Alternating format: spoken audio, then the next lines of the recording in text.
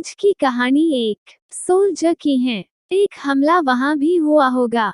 साथियों, 14 फरवरी को पुलवामा में हुए आतंकी आत्मघाती हमले में देश के 39 जवान शहीद हुए हैं।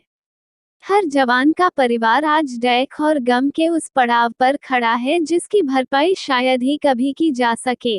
आज भी फोन नहीं किया। मैं बात ही नहीं करूंगी आज।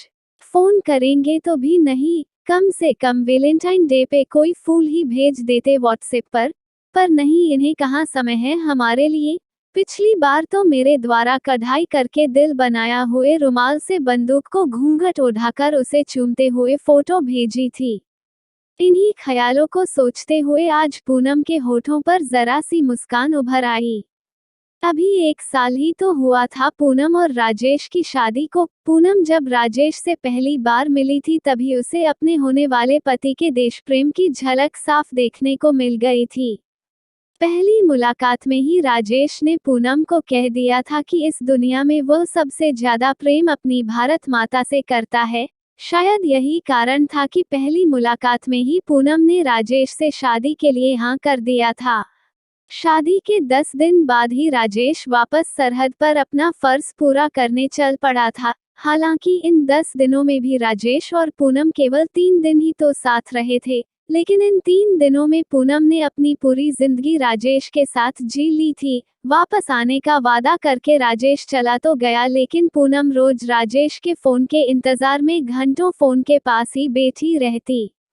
आज भी वह सुबह से राजेश के फोन का इंतजार कर रही थी। आतुरतावश वह अपनी सास को आवाज लगाकर पूछने वाली थी कि आपके बेटे का फोन आया क्या। तभी याद आया कि ससुर जी घर पर है।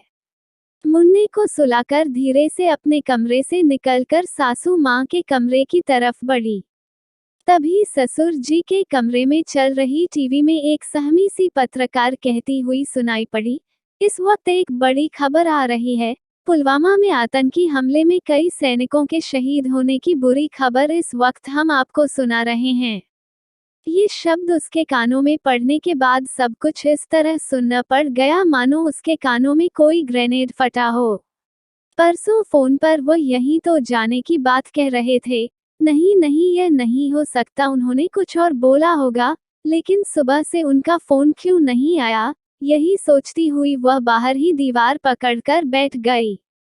एक हथगोले का असर कम हुआ और धुंधल का छंटा तो ससुर जी के फोन के लाउड स्पीकर पर बार बार आवाज आ रही थी, the number you are trying to call is either switch off और out of the service area. उसकी जब भी उनसे बात होती तो गाहे पुलवामा का नाम आ ही जाता था। फिर से आंखों के सामने अंधेरा छाने लगा। थोड़ी देर बाद उसने हिम्मत करके ससुर जी के कमरे का द्वार हल्का सा खोल दिया।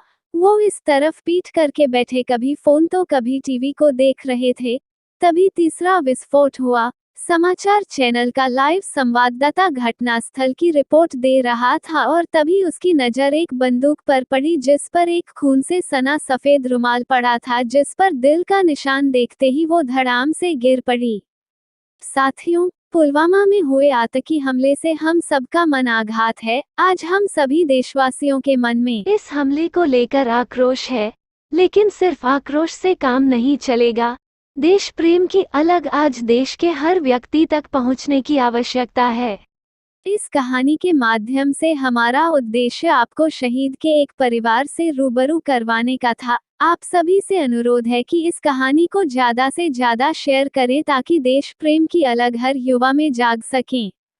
यह कहानी देश के हर उस व्यक्ति तक पहुंचना आवश्यक है जो देश से प्यार करता है और देश के लिए मर मिटने को तैयार है। आप सभी से बस हमारा यही अनुरोध है कि अगर आपके दिल को हमारी यह कहानी थोड़ा सा भी छू जाए तो कृपया इस कहानी को शेयर करें, देश के घर घर तक पहुंचाने का कष्ट करें। अगर आपको ऐसी और कहानियाँ देखना पसंद है तो वीडियो को लाइक करें, शेयर करें और मेरे चैनल को सब्सक्राइब करें। धन्यवाद।